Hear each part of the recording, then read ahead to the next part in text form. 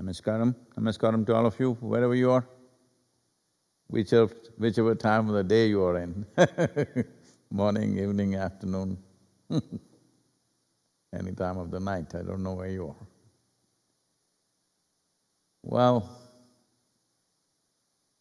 as all of you know, particularly in United States and India, and of course in various parts of the world,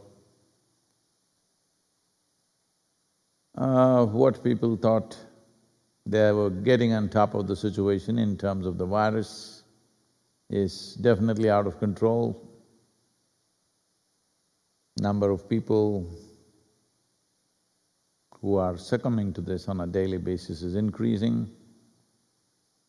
As this lasts longer and slowly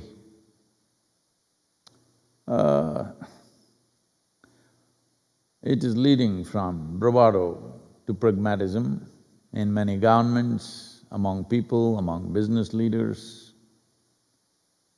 Well, we are definitely preparing ourselves for shrinkage of our economies, significant changes in our lifestyles, how we are going to communicate with each other. Almost every aspect of our life has to be looked at in a realistic way. Unless you are such a free human being that you believe you have the freedom to die and also unfortunately take other people's lives with you.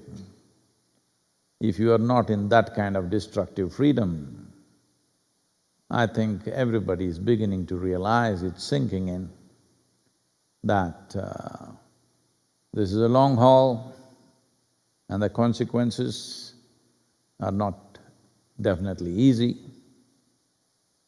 Nations, economies, livelihoods, if lifestyles go away or deplete, that's not a big problem.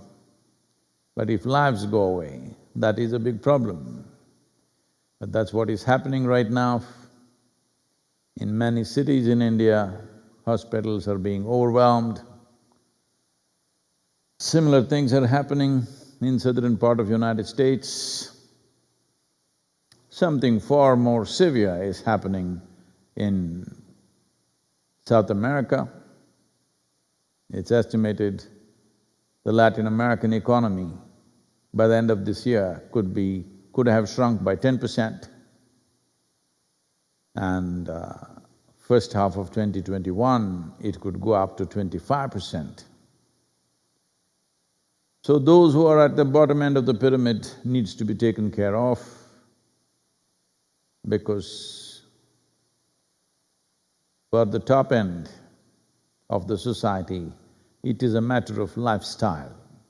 For the bottom end, it will become a matter of life. So what nations, governments, people focus on right now will decide how much a given society will suffer or how smoothly a given society can go through this, how gracefully can we go through this. Well, I've been saying this from day one. The only real answer is to strengthen your immune system and to maintain social distance, that you are not the spreader. Hopes of magic wand solutions, like some miraculous vaccine will come, slowly is receding. Now they're saying till 2021 or mid-2021 there is not going to be a real-term vaccine. Having said all these things, this is also a time for us to move from an unbridled sense of life to a more conscious sense of life. We've been in the process of launching this Conscious Planet movement, largely focused on ecological concerns. But there is no such thing as conscious anything without conscious human beings. So if we want to create a conscious planet, well, you are not going to go about making the earth or the mountains or the oceans and the rivers conscious. The onus and responsibility of being conscious is upon the human beings. None of the other creatures and none of the other life is in any way harmful to the planet or is in any way in friction with their existence. They all know how to manage themselves. So if you want to upgrade them, in your opinion, probably they're already conscious? No, their life is contained and curtailed by nature. For all of them, nature has drawn two lines within which they live and die. Somewhere nature trusted our intelligence, or nature overrated itself on its own creation and thought human beings can be left free without lines. So, we've been making a disaster out of it, both in terms of human experience and what's happening ecologically. This is a good time where being conscious is no more a fanciful thing that I'm talking about it is an absolute must. To be conscious when it becomes necessary for your survival, I would say that could be a very good time for humanity. Right now, we are at such a time. Well, I'm sure a whole lot of people will be angry with me because I know there's a lot of social, economic stress upon them. Many tragic stories, people have lost lives, people have lost dear ones. Well, losing somebody who's dear to you is one thing, not able to be there, not even able to see the body is another thing. Well, dozens of bodies have been found in U-Haul trucks in United States because they're not able to handle the load of dead bodies. There are not enough morgues for that many dead, there are not enough undertakers for that many dead, and finding plots to bury them, not able to handle this. Sinking bodies have been found in U-Haul trucks. Similar things are happening everywhere in the world. Handling the living and the dead is becoming a big challenge. So everybody needs to understand, we are the basis right now. We are the housing for the virus. If this behaves responsibly, it will be contained. If this doesn't behave consciously and responsibly, well, before you come up with your magic wand solution of some magical vaccine that can be sprayed in the world and everybody will get it,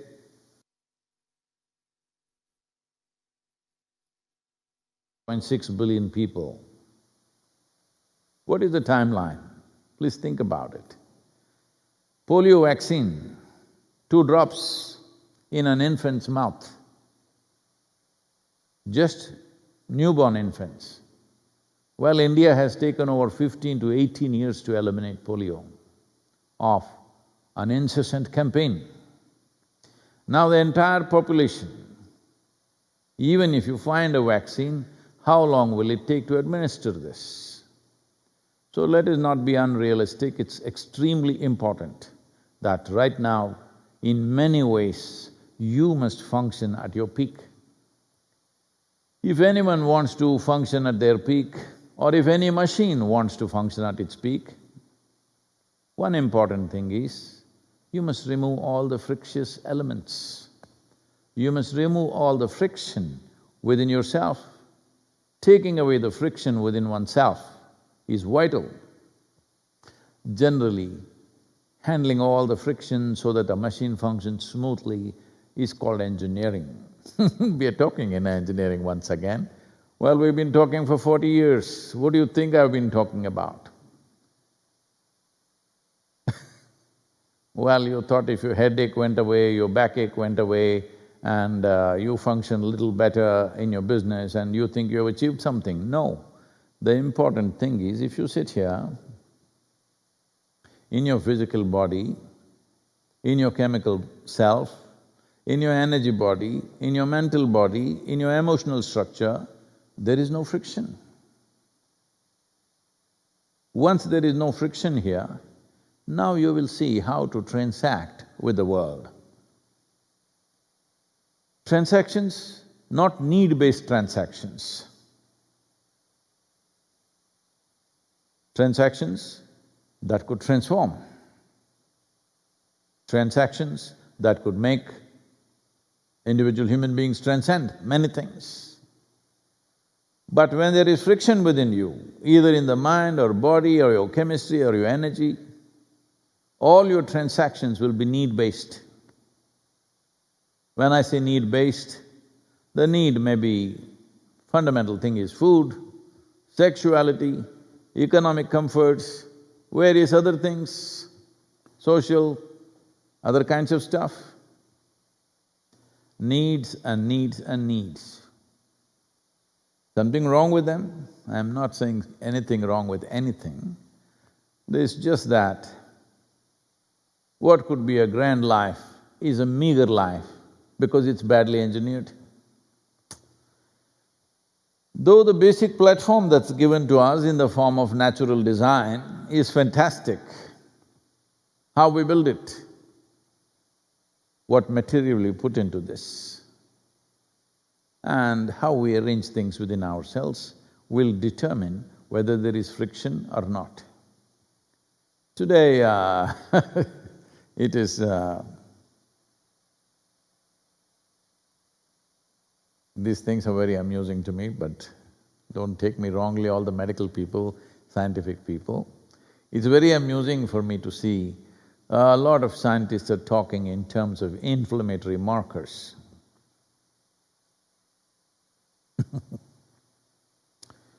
Well, if something is swollen in you, whether your ego or your body or your brain, believe me, you will suffer. We have always known this. Or with either it's in the cellular level or molecular structure, anything swollen means you will suffer. Because it is a consequence of friction. Well, you may have many names for this, stress, anxiety, this one, too many names. Essentially, there is friction in your physical structure, in your chemical structure, in your energy structure, in your psychological structure, in your emotional structure, there is friction. Anything that has friction is obviously not a good machine, not an optimal machine. Whole lot of engineering has been done to… let's say if we take the movement of our automobiles, from a locomotive which was going… you've seen the steam locomotive, it went chok chok, chok chok, chok chok, we thought it was great. Now it's going electric car. Lot of friction has been taken out. As friction has been taken out, consumption of whatever fuel it was consuming has gone down significantly. And as this happens, the atmosphere is better. So take the same example for yourself. If you are like a steam locomotive, all over it spills, have you seen? Smoke is not only coming up there, steam is spilling out here, heat is going there, water is spilling out somewhere else, all over the place. If you are like that, a steam locomotive, I like them, because I grew up around railway atmospheres, my father working for Indian Railways. I loved the steam locomotives because, there was a certain grandeur to it, but it's a desperate, horrible grandeur, which is burning enormous amount of fuel, and creating a big racket and throwing things all over the place. Are you one of them is what you need to check right now. Are you that kind of a machine that you gobble up too many things and you create too much friction and heat and throw things all over the place? If you go next to your steam engine, once in a while it lets out steam. At that time if you're there, it'll blow you away. Are you like this at least once a day? So, it is time that you engineer yourself into that kind of a machine, that it's largely self-sufficient. There is solar energy, there is water, there is air, and of course there is food. Machine should run smoothly on this. The rest of it is… you can play it the way you want. How much, what, one can decide according to their individual inclinations or by choice, not by compulsion. That's the important thing. So creating a conscious planet means just this. First of all, you have removed the friction from this system. Once friction is gone and you're well engineered, now being conscious is natural because this is the nature of a human being. Let us understand what is the difference between being conscious, because the word consciousness is being used in all kinds of terms. Essentially, what you call as body, your physical self is a boundary. In case you're expanding your boundaries in this lockdown, please don't do that. You must keep the integrity of the boundary. What you call your psychological structure is also a boundary, but a little larger boundary than your physical boundary. Your physical boundary is right here, your psychological boundary may be there. The basis of your psychological boundary is the data that you carry. If you know only about your home, it is within that. If you know little more about your city, then it is that much. If you know something more about the world, it's that much. It depends on what kind of data or how much data you carry. Accordingly, psychological boundaries are set. Essentially, it's memory.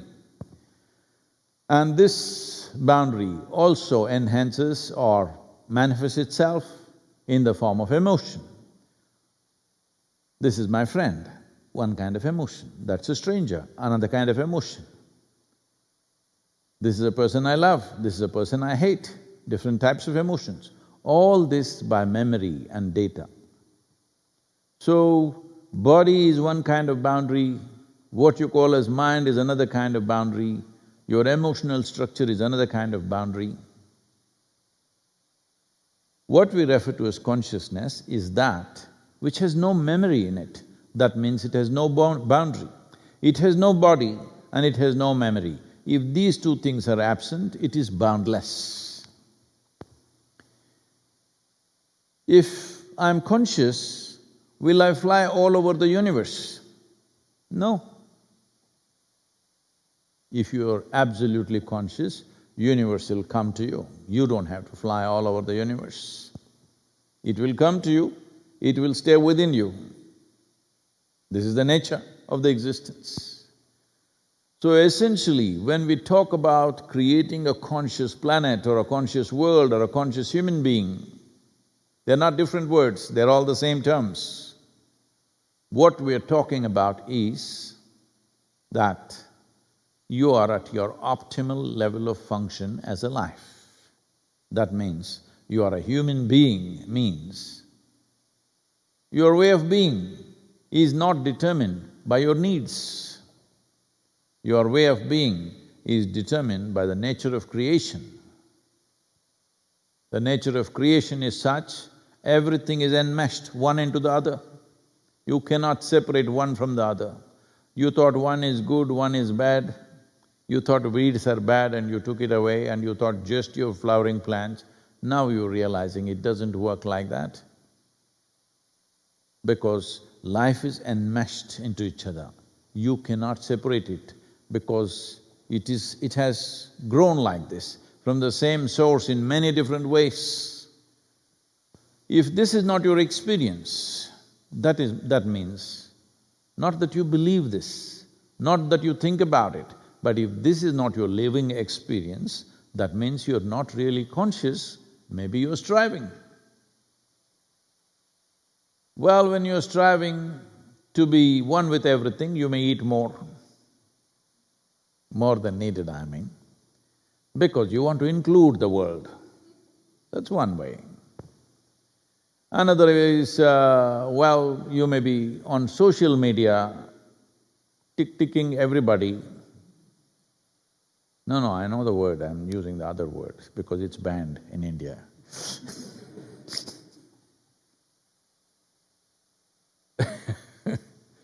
So, you think by doing this or something else, you are connecting. Nothing like that. Nothing like that will happen. Or you may think, we are all one, we are all one. You will see when you're tested what will happen. It'll not work like that. Well, emotions make it more realistic in your experience, but still you will see when things don't go the way you want, poof, it'll go. So being conscious is not a constipated attempt by you to be one with the world. It is just that you engineered this. Your inner engineering is so good, no friction anywhere, naturally you're conscious. Naturally you're one with everything. This is not a teaching. The very fact that you're breathing and you know you cannot exist without breathing is enough proof that you're one with everything. So no teaching need to happen. It is just that little engineering needs to happen. How to sit properly, breathe properly, how to keep this well. Very, very important. Otherwise,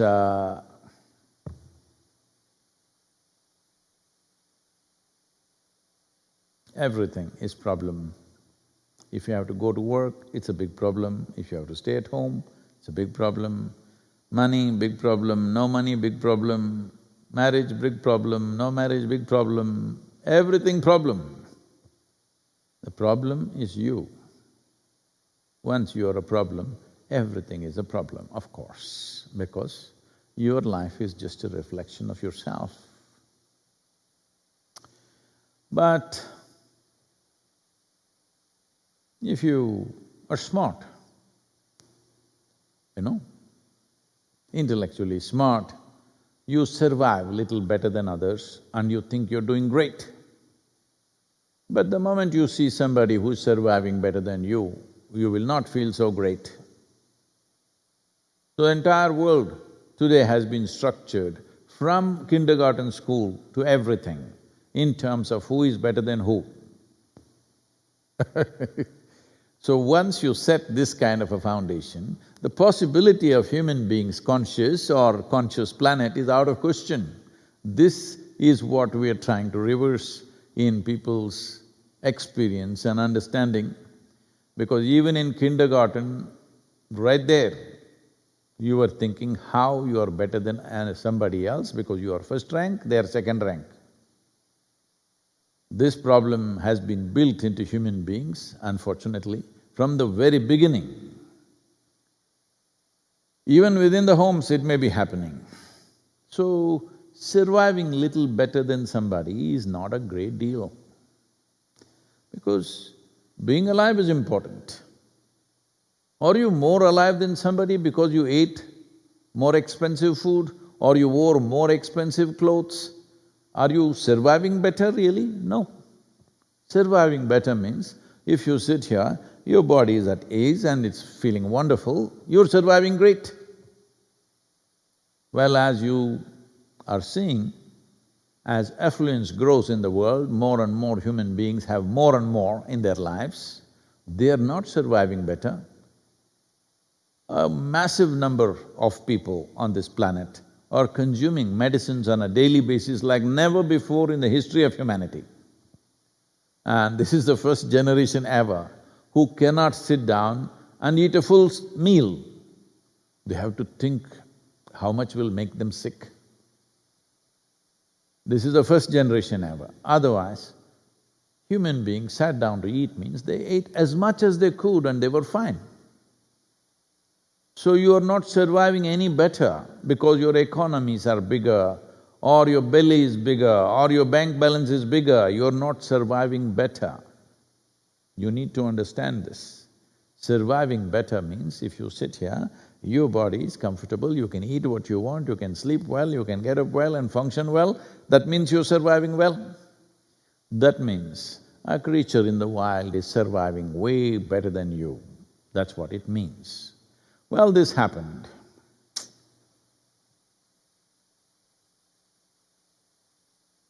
A dog. Just some time ago, in the languages that we used, if we want to abuse somebody, we used to call him a dog, or worse, for women, they used it in a very derogatory way. Even now in some societies it still exists, but in most societies now, dog has become a very elevated animal because it's the love of their life. No, I'm sorry. It's the love of their solar cycle, 12-year love affair, I mean. Guaranteed love is dog. So it has risen in its stature in a big way. So when I say a dog, don't suddenly think Sadhguru is saying something derogatory. No, I'm talking about the elevated dog. So a dog just loitered into the forest and a lion, a full-grown male lion, saw this dog biting on some old bones. What some other animal might have eaten, what is left over, he's biting on just the bones. And lion thought, he looks quite tasty. Let me, because I've never tasted an animal like this, let me taste him, and he started coming towards him in a menacing manner. The dog saw the lion is coming and he cannot outrun him, he will be finished. But he's smart, like you. I'm saying you're smart, you're not even appreciating that. He thought up, he knows this is his moment of life and death. If he doesn't behave smartly, he will be dead. So he saw a lion coming closer to him in a menacing way. Then he thought up this idea, he looked at the bones and said, I never knew a lion would make such a good meal. This is really tasty and nice. The lion stopped in his tracks, he looked at the bones and thought, wow, he's killed a lion and eaten? The dog made use of this situation and slowly slinked away. A monkey, you know. I'm trying to connect the ancestral relationships. A monkey which was sitting on the tree and watching this whole business, wanted to play the monkey. And it told the lion, you are a bloody fool. He did not kill a lion and eat. These were just old bones. And he just did this to you and you made a fool of yourself. The lion looked up, big hefty guy, but you know, monkey is more evolved, closer to you. So he said, really? He said, yeah. Then he said, you come, you sit on my back, let's go find that fellow and I will eat him. So the monkey sat on the lion's back and boom, they went towards the dog. The dog saw once again the lion is chasing him. Then he sat down like this and said, where is that damn monkey? I told him to get me another lion. Many hours ago, where the hell is he? The lion got terrified and ran back, thinking the monkey has double-crossed him. So, if you are smart, you may survive little better. But if you come to the right description of survival, suppose through this virus period, because of your financial or economic well-being, you're sick in many ways and you're called comorbid. And the virus killed you, but you have a lot of wealth. You call this surviving well? No. You worked hard, you kept your body well, and you survived this period, maybe with meager means. This is survival. I want you to clearly define the word survival in your head, because survival means you live and live strong. That's what it means. Survival does not mean being better than somebody. Survival means life is throbbing you strong within you. So, creating a conscious planet has become far more necessary, and the nature of how the world and human societies are going to play out. What is imminent in the next few months demands that you become either more conscious or go totally compulsive and crazy. It is my wish and my blessing that all of you should become the source of creating a conscious planet. There is no conscious planet without a conscious human being. A conscious human being means the basic platform is not body. The basic platform is not your psychological drama. The basic platform is not your emotional drama. The basic platform is life, which is naturally happening in relation to everything else, connected to everything in its very essence. The life and the source of life, which is naturally conscious, that's what it means. That means you are on a proper platform. It is upon life that the body is built, mind is built, emotions are built, social structures are built. So, if you go back to the motherboard, this is consciousness. We need definitely a conscious planet